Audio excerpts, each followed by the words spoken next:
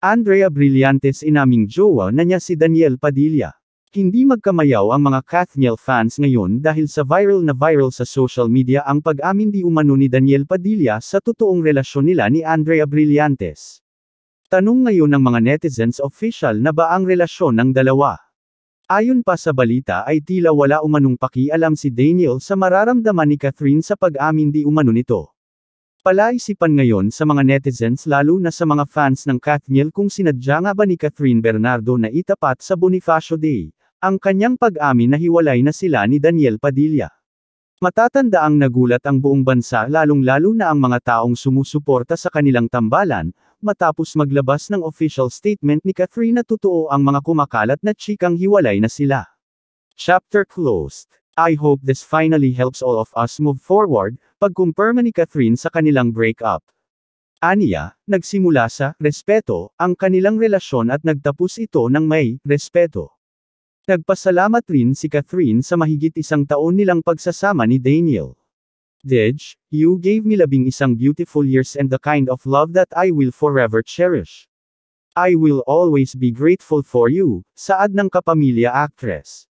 Samantala, sinabi naman ni Catherine na hindi na siya mag-e-entertain pa ng mga tanong ukol sa kanilang paghihiwalay. I won't be entertaining questions regarding this anymore. Thank you for understanding, say ng kapamilya actress.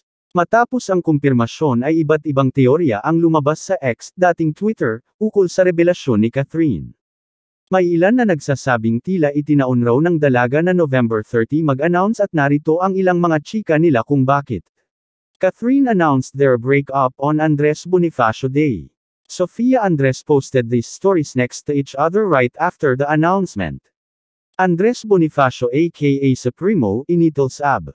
Brillante on the door. Ikek, ang tatalino ng Dayores #Kathniel, saad ng isang netizen.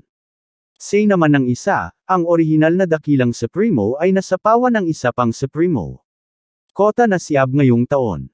Andres Bonifacio yan wag nang mag-isip ng iba pang pangalan. Catherine Bernardo announced Kathniel's breakup on November 30. Ab. Andres Bonifacio's B-Day. Dij was part of Bonifacio's movie, lahad naman ng isa.